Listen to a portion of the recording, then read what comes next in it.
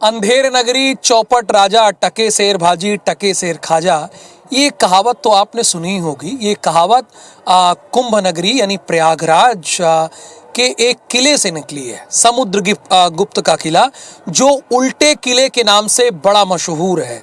अब किला तो नहीं बचा, उसके अवशेष सिर्फ बचे हुए हैं। हमारे संवाददाता रवि हेमराज सिसोदिया यहाँ पर पहुंच गए इस उल्टे किले पर।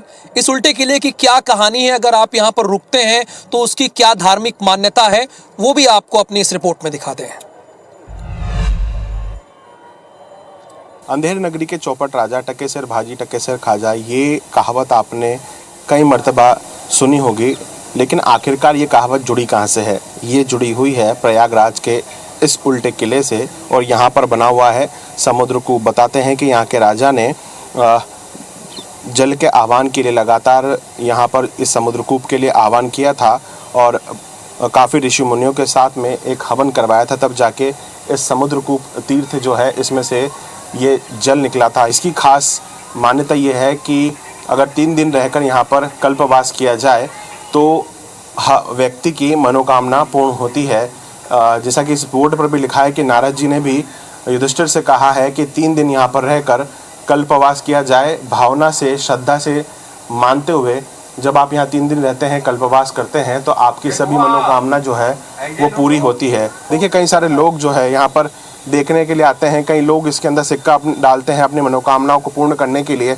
लेकिन एक खास बात यह है कि ये अंधेर नगरी के चौपट राजा टके शेर भाजी टके शेर खाजा की जो कहावत है वो इसी किले से जुड़ी हुई है। यानी कि राजा अपने प्रशासन में इतना मदहोश हो चुका था कि उसके समय में सब्जी और सोने का भाव एक हो गया था और सारी व्यवस्थाएं अर्थव्यवस्था हो गई थी।